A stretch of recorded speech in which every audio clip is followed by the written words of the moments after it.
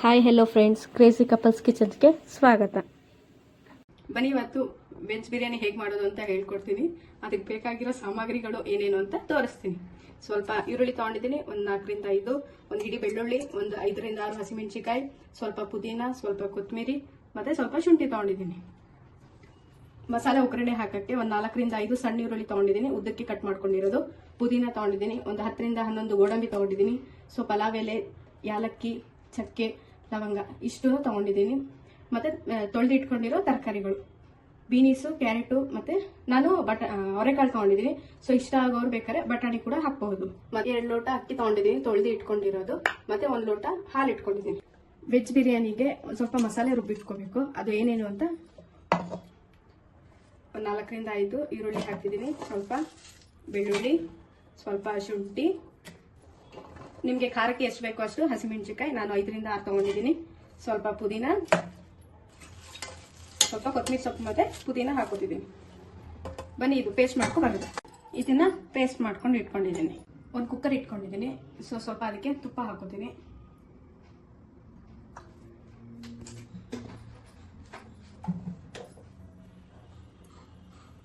ಇದು ತುಪ್ಪ ಕಾಯ್ದಿದೆ. ಸೊ ಅದಕ್ಕೆ ಒಂದು ಗೋಡಂಬಿ ತಗೊಂಡಿದ್ದೇನೆ. ಗೋಡಂಬಿ ಫ್ರೈ ಮಾಡಿ ತುಪ್ಪದಲ್ಲಿ ಇಟ್ಕೋತೀನಿ. ಸ್ವಲ್ಪ ಟೇಸ್ಟ್ ಆಗಿ ಗೋಡಂಬಿನ ಫ್ರೈ ಮಾಡ್ಕೊತಿದ್ದೀನಿ ತುಪ್ಪದಲ್ಲಿ, ಫ್ಲೇವರ್ ಆಗಿ ಚೆನ್ನಾಗಿರುತ್ತೆ. ಹಾಕಿದಾಗ ತೆಗೆದು ಇಟ್ಕೋತೀನಿ. ನಾನಿದು ತೆಗೆದು ಇಟ್ಕೋತಿದ್ದೀನಿ ತುಪ್ಪದಲ್ಲಿ ಹುರಿದಿರೋದು.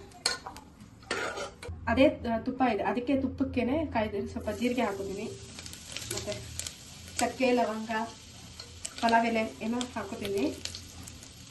ಇದನ್ನು ಸ್ವಲ್ಪ ಕೆಂಪು ಹುರ್ಕೊಳ್ಳೋಣ, ಫ್ಲೇವರ್ ಬಿಟ್ಕೊಡ್ತದೆ. ತುಪ್ಪದಲ್ಲಿ ಹೊಡೆದ್ರೆ ಇನ್ನೂ ಸ್ವಲ್ಪ ಘಮ ಘಮ ಅಂತ ಇರುತ್ತೆ. ಚೆನ್ನಾಗಿ ಫ್ರೈ ಆಗಿದೆ. ಆಮೇಲೆ ಸ್ವಲ್ಪ ಈರುಳ್ಳಿ ಹಾಕಿದ್ದೀನಿ, ಉದ್ದಕ್ಕೆ ಕಟ್ ಮಾಡ್ಕೊಂಡಿರೋ ಈರುಳ್ಳಿ ಹಾಕೊಂಡು ಕೆಂಪಿಗೆ ಹುರ್ಕೊಳ್ಳೋಣ.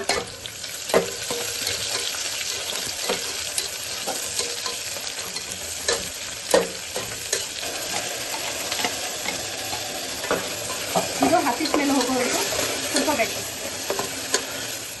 ಸ್ಮೆಲ್ ಹೋಗೋವರೆಗೂ ಸ್ವಲ್ಪ ಹುರ್ಕೊಳ್ಳಿ. ಸೊ ಹಸಿ ಸ್ಮೆಲ್ ಹೋದ್ರೆ ಫ್ಲೇವರ್ ಆಗಿದೆ. ಈಗ ನೋಡಿ, ಇದು ಹಸಿ ಸ್ಮೆಲ್ ಹೋಗಿದೆ, ಚೆನ್ನಾಗಿ ಹುರ್ಕೊಂಡಿದ್ದೀನಿ. ಹಸಿ ಸ್ಮೆಲ್ ಹೋಗಿದೆ. ಸೊ ಈಗ ತೊಳೆದು ಕಟ್ ಮಾಡಿ ಇಟ್ಕೊಂಡಿರೋ ಬೀನೀಸು, ಕ್ಯಾರೆಟು ಮತ್ತು ಅವರೆಕಾಳು ಹಾಕ್ತಿದ್ದೀನಿ. ಬಟಾಣಿ ಬೇಕು ಅಂದವ್ರು ಹಾಕೊಳ್ಳಿ. ಸೊ ನನಗೆ ಇಷ್ಟ ಇಲ್ಲ ಬಟಾಣಿ, ಅದಕ್ಕೆ ನಾನು ಅವರೆಕಾಳು ಹಾಕೊಂಡಿದ್ದೀನಿ. ತರಕಾರಿ ತೊಳೆದು ಇಟ್ಕೊಂಡ್ರೆ ತರಕಾರಿ ಹಾಕೊಂಡಿದ್ದೀನಿ, ಕ್ಯಾರೆಟು ಮತ್ತು ಬೀನೀಸು, ಅವರೆಕಾಳು ಹಾಕೊಂಡಿದ್ದೀನಿ. ಸೊ ಬೇಕಾದವರು ಬಟಾಣಿ ಕೂಡ ಹಾಕೊಳ್ಳಿ. ಸೊ ಈಗ ಸ್ವಲ್ಪ ಪುದೀನ ಹಾಕೋತಿದ್ದೀನಿ. ಪುದೀನ ಹಾಕೊಂಡು ಮಿಕ್ಸ್ ಮಾಡ್ತಿದ್ದೀನಿ. ತರಕಾರಿಗೂ ಮಸಾಲೆ ಹಿಡಿದ್ರೆ ಚೆನ್ನಾಗಿರುತ್ತೆ. ಮಸಾಲೆಗೆ ಸ್ವಲ್ಪ ತರಕಾರಿ ಸ್ವಲ್ಪ ಬೇಗ ಬೇಯಲಿ ಅಂತ ಹೇಳ್ಬಿಟ್ಟು ಸ್ವಲ್ಪ ರುಚಿ ಹಾಕೋತಿದ್ದೀನಿ.